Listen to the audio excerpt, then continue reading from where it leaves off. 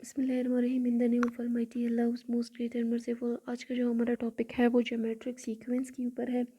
इसको हम geometric sequence भी कहेंगे और ज्योमेट्रिक प्रोग्रेशन भी कहेंगे। सबसे पहले हम इसकी डेफिनेशन देखेंगे कि ज्योमेट्रिक सीक्वेंस का डेफिनेशन हमारे पास क्या होगा। Geometric progression is a sequence. देखिए हमारे पास एक सीक्वेंस होगा। सीक्वेंस का आपको पता था of A numbers each term of which after the first is obtained, यानी ये चीज़ after the first is obtained by multiplying the preceding term by a constant number called the common ratio. Common ratio is usually denoted by r. क्या होगा कि हमारे पास कोई ऐसा sequence होगा जो उसका जो प्रीवियस टर्म होगा उसको हम किसी कांस्टेंट से मल्टीप्लाई करेंगे, ठीक है।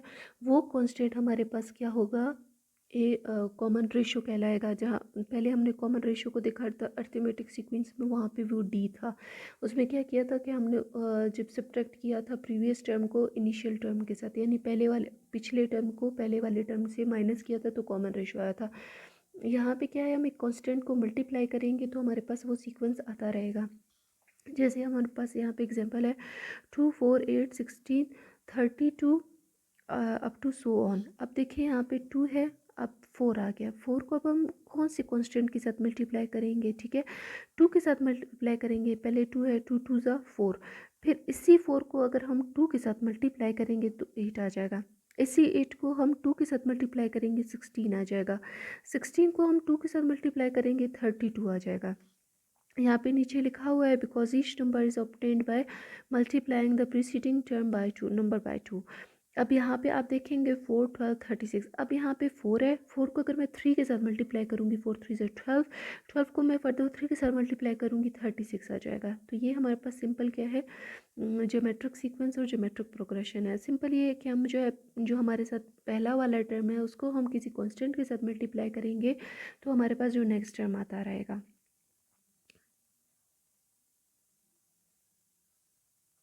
अब यहाँ पे क्या है, nth टर्म के लिए, हम nth टर्म के लिए देखेंगे। देखिए हमने क्या किया था कि फर्स्ट टर्म, ठीक है, if a is the first term and r is the common ratio then the general form of gp is a r square a r cube. अब a1 हमारे पास क्या होगा, फर्स्ट टर्म होगा, ठीक है, वो a है। अब a2 हमारे पास होगा सेकंड टर्म। अब देखो उसको हम किसी कांस्टेंट के साथ मल्टीप्लाई कर रहे हैं, वो कांस्टेंट हमारे पास r है, ठीक है। A3 टर्म हमारे पास थर्ड टर्म होगा, उसको हम देखिए यहाँ पे अगर मेरे पास 2 था, पहला टर्म मेरे पास 2 था, दूसरा टर्म मेरे पास 2 इंटू 2 इज इक्वल टू 4 आ गया, ठीक है। तो तीसरा टर्म फिर ये 4 इंटू 2, ठीक है, 8 आ जाएगा। और 8 इंटू 2, ठीक है, ये 2 हमारे पास कांस्टेंट है, ठीक है। या तो हम मैं इसको इस तरह भी कर सकती हूँ, ठीक है, a इंटू 2 इंटू 2 इंटू 2, और ये हमारे पास 2 इंटू 2 के इस टर्म में भी हो सकता है।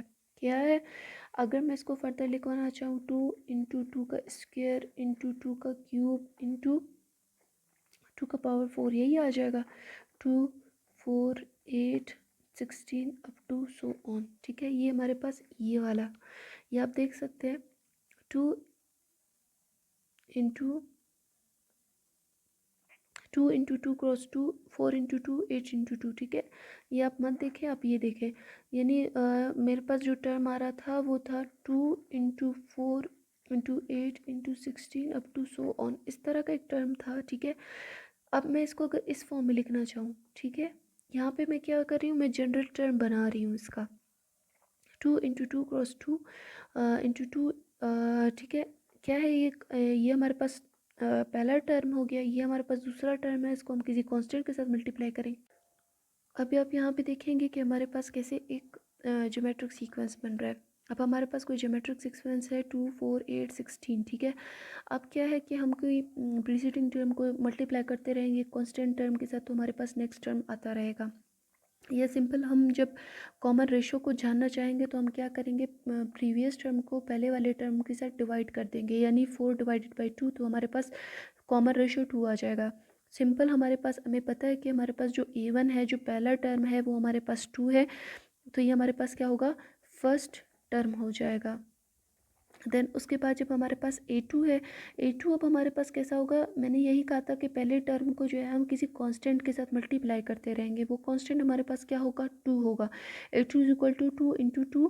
अभी ये 2 हमारे पास A1 है, ठीक है, ये A1 है और ये 2 हमारे पास ये कॉमन रेशियो है जो हमारे पास 2 है, तो ये हमारे पास क्या हो जाएगा, सेकेंड टर्म आ जाएगा।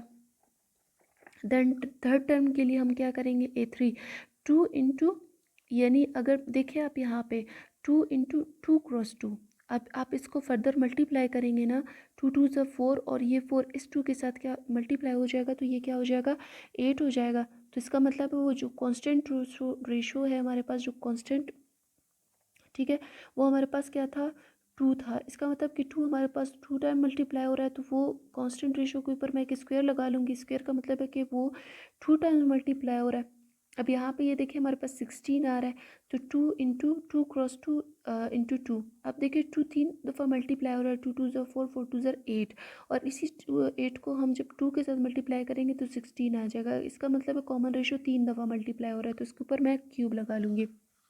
सेम एज इट इज़ मेरे पास जो दूसरा क्वेश्चन है वो 4 12 36 अप टू सो ऑन है, ठीक है। अब मैं उसका कॉमन रेशियो निकालूंगी, क्या करूँगी, सेकंड टर्म को डिवाइड करूँगी फर्स्ट टर्म के साथ, सेकंड टर्म को डिवाइड करूँगी फर्स्ट टर्म के साथ, कॉमन रेशियो मेरे पास 3 आ जाएगा। अब मैं क्या करूँगी, पहला जो टर्म है वो हमारे पास 4 है, दूसरा मेरे पास 12 है, तो ज़ाहिर है मैं किसी कांस्टेंट टर्म के साथ इसको मल्टीप्लाई करूँगी, इस 4 को मल्टीप्लाई करूँगी कोई कांस्टेंट नंबर के साथ मल्टीप्लाई करूँगी, तो ही मेरे पास 12 आएगा। तो वो नंबर मेरे पास ऑलरेडी आ चुका है, वो 3 है। अब 4 इंटू 3 क्या हो जाएगा, 12 हो जाएगा, तो ये मेरे पास क्या होगा, पहला टर्म। 4 मेरे पास A1 है, पहला टर्म है, और R मेरे पास देखो कांस्टेंट रेशियो है, ठीक है। उसके बाद हम क्या करेंगे A3 के लिए, ठीक है, तो वो 4 पहला टर्म है, और ये जो है हमारे पास 2 टाइम्स मल्टीप्लाई हो रहा है, 3 इंटू 3 इज इक्वल टू 36, तो ये मेरे पास क्या हो जाएगा, आर का स्क्वायर हो जाएगा, और A1 पहला टर्म है, जब इसको मैं मल्टीप्लाई करूँगी तो 36 आ जाएगा। उसके बाद A4 के लिए 4 इंटू 3 क्रॉस 3 इंटू 3, 3 3 ठीक है। आप यहाँ पे देखिए 3 3 ज़ा 9, 9 3 ज़ा 27, ठीक है, और 27 को जब आप 4 से मल्टीप्लाई करेंगे तो 108 आ जाएगा, A1 इंटू आर क्यूब, ठीक है, ये इस तरह। अब आप देखिए यहाँ पे जो ये टर्म है, अब आप यहाँ पे देखिए n, ये फॉर सपोज हमारे पास n तक जाएगा, ठीक है, आगे जाता रहेगा आगे टर्म्स के लिए, जो इसका जनरल टर्म होगा वो कुछ इस तरह से बनेगा, तो वो क्या हो जाएगा, अगर फॉर सपोज मैं यहाँ पे n लूँगी, ठीक है, nth टर्म के लिए, तो यहाँ पे देखिए ये क्यूब है, मतलब यहाँ पे अगर 4 है तो यहाँ पे क्यूब है, तो मैं क्या करूँगी, r को n-1 करूँगी, यानी जो nth टर्म है उससे एक टर्म नंबर छोटा आता जाएगा। यहाँ पे देखिए A1 था, 4 था, A2 के लिए जो है r की पावर 1 है, A3 के लिए r की पावर 2 है, A4 के लिए r की पावर 3 है। तो सेम एज इट इज़ अगर n के लिए होगा तो n से एक नंबर कम ही हो जाएगा, तो ये हमारे पास क्या होगा, जनरल टर्म हो जाएगा इसका। अब यहाँ पे देखिए एग्जांपल है, राइट द सीक्वेंस इन विच, कोई ऐसा सीक्वेंस हमें बनाना है, ठीक है। उसमें क्या होगा, एक सीक्वेंस बनाना है, उसमें हमारे पास पहला टर्म गिवन है a is equal to 5, r is equal to 3 और n इज़ इक्वल टू 5, यानी हमें 5 सीक्वेंस जो है हमें 5 तक लेके जाना है। और उसके अलावा जो हमारे पास पहला टर्म है a गिवन है, r 3 गिवन है और n 5 गिवन है। हम पहले क्या करेंगे, A1 को a ले लेंगे जो हमारे पास 5 है, ठीक है, ये 5 हमारे पास गिवन है, आर भी हमारे पास गिवन है, जो ये फार्मूला हमारे पास आया था, ठीक है, ए जो एन टर्म वाला हमारे पास फार्मूला आया था, ठीक है, वो क्या था, A n is equal to a into r into n-1, ठीक है, ये वाला टर्म आया था। अब क्या करेंगे, सिंपल हम ले लेंगे, इसमें पहले हम a को 1 ले लेंगे, A1 का हमें पता है कि वो a ही होगा और उसकी वैल्यू हमारे पास 5 होगी। जब हम A2 के ले लेंगे a इंटू आर हमारे पास गिवन है 3 है, a हमारे पास गिवन है 5 है, मल्टीप्लाई करेंगे सिंपल 15 आ जाएगा। A3 हमारे पास क्या हो जाएगा, फिर ये हमारे पास क्या है, A2 अगर आप करना चाहे, मैंने वहाँ पे क्या किया था, A1 के फॉर्म में किया था। यहाँ पे देखिए जो टर्म्स है A2 है, A2 को फिर हम बाय डेफिनेशन आपने ये भी देखा था कि हम जो है प्रीवियस टर्म को मल्टीप्लाई करते रहेंगे कांस्टेंट टर्म के साथ, तो हमारे पास नेक्स्ट टर्म आएगा। जैसे हमारे पास A2 आया था, ठीक है, प्रीवियस टर्म है, अगर इसको मैं कांस्टेंट के साथ मल्टीप्लाई करूँगी, वो कांस्टेंट हमारे पास 3 है, इसको मल्टीप्लाई करूँगी 45 आ जाएगा। फिर A3 को मैं 3 के साथ मल्टीप्लाई करूँगी 135 आ जाएगा। फिर A4 को मैं अगेन उसी 3 के साथ मल्टीप्लाई करूँगी तो मेरे पास 405 आ जाएगा। जो दूसरा क्वेश्चन है मेरे पास वो है find the fourth term of GP, यानी कोई मुझे इसका, मेरे पास 3 टर्म्स गिवन है और मुझे इसका फोर्थ टर्म फाइंड आउट करना है। तो वो कैसे होगा, ए इज़ इक्वल टू 5 और जो हमारे पास कॉमन टर्म है, ठीक है, ये इसने देखे डिवाइड किया है आर 10 डिवाइडेड बाई 2, यानी कॉमन रेशो हमारे पास 2 आया और ए एन हमने फाइंड आउट करना है, यानी कौन सा टर्म है, फोर्थ टर्म हमें फाइंड आउट करना है। देखिए यहाँ पे ए हमारे पास ऑलरेडी गिवन है 5 और जो हमारे पास आर की वैल्यू आ गई वो जो है हमारे पास 2 है और फार्मूला था, ठीक है, a n is equal to a into r into n minus 1। हमने सिंपल क्या किया, इसको फार्मूले में लगा दिया। एन को हमने क्या ले लिया, 4 ले लिया, ठीक है। ए वन हमें पता है कि ए हमें पता है वो हमारे पास 5 है और आर हमारे पास क्या है, 2 है। सिंपल हम क्या करेंगे, सबकी वैल्यूज़ लेके इसको सॉल्व करेंगे, ठीक है। 2 इंटू 2 यानी 4 माइनस 1 3 हो जाएगा, तो 2 जब 3 टाइम्स मल्टीप्लाई हो जाएगा 8 हो जाएगा और 5 हमारे पास एक ही वैल्यू है, सिंपल सॉल्व करेंगे तो हमारे पास 40 आ जाएगा। अब जो हमारे पास टॉपिक है वो ज्योमेट्रिक मीन का है। ज्योमेट्रिक मीन हमारे पास कोई 3 क्वांटिटीज़ गिवन हो गए ज्योमेट्रिक सीक्वेंस में, ठीक है। अब उसका हम ज्योमेट्रिक मीन कैसे फाइंड आउट करेंगे, अब जो है 3 क्वांटिटीज़ आर इन जीपीजी का geometric progression, the middle one is called the geometric mean between the 2 numbers. हमारे पास कोई 3 नंबर्स होंगे, ठीक है। फॉर सपोज हमारे पास ए जी और बी होंगे, ठीक है। तो ये जो जी है ये ठीक है, ये भी हमारे पास है तो ज्योमेट्रिक प्रोग्रेशन, लेकिन इनके इन बिटवीन का एक नंबर है, ठीक है। Between the 2 number the G will be the G M between a and b if a G b are in G B, यानी ये जो है सबको इनको ज्योमेट्रिक प्रोग्रेशन में होना चाहिए।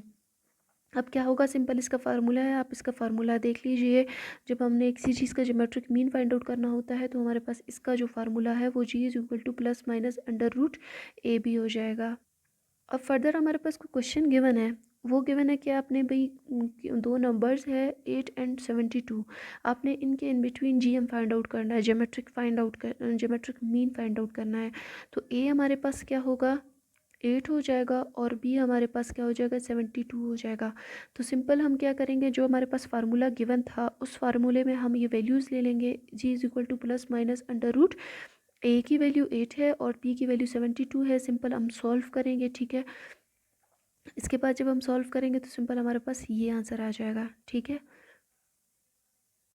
हमारे पास क्वेश्चन गिवन है फाइंड 3 जीएम्स बिटवीन 2 एंड 32, ठीक है। इसके इन बिटवीन यानी कोई दो नंबर्स है उसके इन बिटवीन हमने 3 ज्योमेट्रिक मीन फाइंड आउट करने हैं, तो हम कैसे करेंगे।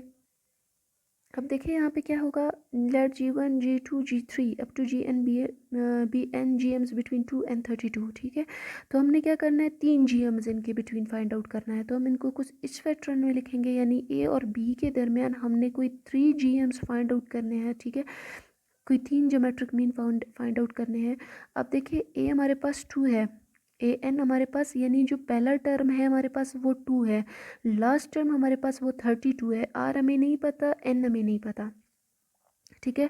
तो आप यहाँ पे पहले काउंट करें हमारे पास कितने जीएम्स है, 1 2 3 4 5 5 जीएम्स, ठीक है, यहाँ पे गिवन है। तो क्या होगा, हमारे पास ए एन है, ठीक है, 32 हमारे पास एनथ टर्म है और आप देखेंगे यहाँ पे 5 टर्म्स गिवन है, ठीक है। एनथ यानी जो 5th टर्म, हमारे पास फार्मूला क्या हो जाएगा, a n is equal to a into r into n minus 1 हो जाएगा।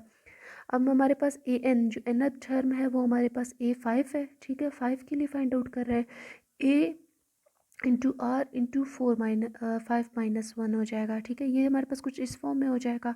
तो सिंपल ए एन एन का हमें पता है कि एनथ टर्म है वो हमारे पास 32 है, लास्ट टर्म है एनथ टर्म है वो 32 है और a into n r into n minus 1 है, 32 है आर का, ठीक है, हमें अभी तक नहीं पता आर हमारे पास क्या है। यहाँ पे सिर्फ हम ये क्वेश्चन सॉल्व कर रहे हैं ताकि हमारे पास आर की वैल्यू आ सके, देन फर्दर हम इसको सॉल्व करेंगे, ठीक है। आर स्क्वेयर है, आर टू द पावर 4 हो जाएगा, ये 2 है यहाँ पे, ये 2 इक्वेशन के इस तरफ हो जाएगा, 32 divided by 2 is equal to 16 आ जाएगा, ठीक है। और 16 जो है अगर हम 2 को 4 टाइम्स मल्टीप्लाई करेंगे तो फिर हमारे पास 16 आ जाएगा, तो सिंपल हम इसको 4 लिख लेंगे, ए 4 इज इक्वल टू आर 4, ये 4 और ये 4 आपस में कैंसिल हो जाएंगे, आर की वैल्यू हमारे पास 2 आ जाएगी। क्या है, अभी हम सिंपल G1 G2 और G3 की वैल्यूज़ फाइंड आउट करेंगे बाय दिस फार्मूला, इस फार्मूले के थ्रू। तो ये A इंटू आर, टू मेरे पास A1 है, पहला टर्म है, और R मेरे पास 2 आया, ये 4। G2 के लिए मैं क्या करूँगी, G1 मेरे पास G1 4 आया था और R 2 है, ठीक है, सिंपल 8 आ जाएगा। फिर G3 के लिए क्या है, G2 इंटू आर हो जाएगा, G2 मेरे पास 8 है और R की वैल्यू 2 है, ये 16 हो जाएगा। सेम एज इट इज़ आपने ये क्वेश्चन करना है, ठीक है। इसमें कितने जीएम्स आपके पास गिवन है, 1 2 3 4 5 6 जीएम्स है, मतलब आपके पास कितने टर्म होंगे, 1 2 3 4 5 6 7 8 8 टर्म्स होंगे, ठीक है। आपने क्या करना है, इन 6 जीएम्स की वैल्यूज़ फाइंड आउट करनी है, आपके पास गिवन है, आपने देखना है इसको। सेम एज इट इज़ उसी क्वेश्चन की तरह है, सिर्फ इसमें क्या है कि जीएम्स, वैल्यू ऑफ जीएम्स कुछ ज़्यादा ही है।